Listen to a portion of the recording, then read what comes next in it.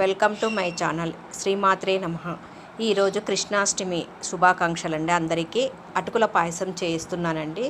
దానికి కావలసిన పదార్థాలు: 1/2 లీటర్ పాలు తీసుకున్నానండి. నేను పాలను బాగా మరిగించుకుంటున్నాను. తర్వాత పోహాతో చేస్తున్నాను, అంటే అటుకులతో చేస్తున్నానండి. అటుకులను బాగా కడుక్కోవాలండి. 2-3 సార్లు కడుక్కుంటే బాగా ఉంటుందండి.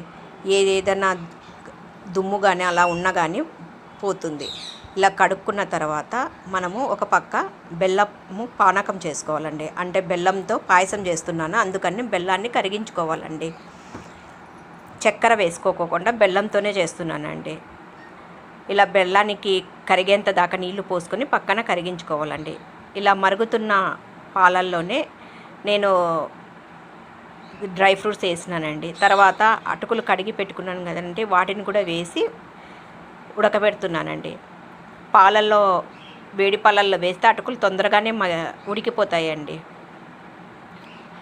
ఇలా అన్నీ వేసి కలుపుతున్నానండి. అటుకులు ఉడికే లోపల మనకు బెల్ల పాకం కూడా కరిగిపోయిందండి.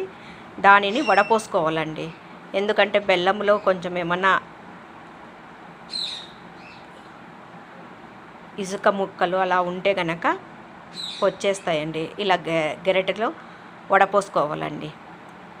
ఇలా వడపోసుకున్న పానకాన్ని తీసుకొని, ఇప్పుడు చల్లారిందండి కొంచెం పాయసము. తర్వాత ఇప్పుడు పానకం పోస్తున్నానండి. అదే బెల్లం కరిగించుకున్న నీళ్ళని పోస్తున్నానండి.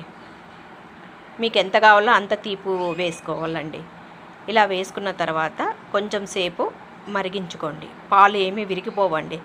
ఇలా తయారైందండి. ఇప్పుడు నేను నైవేద్యానికి తులసి ఆకును వేసి కృష్ణునికి నైవేద్యం పెట్టుకుని పూజ చేసుకున్నానండి.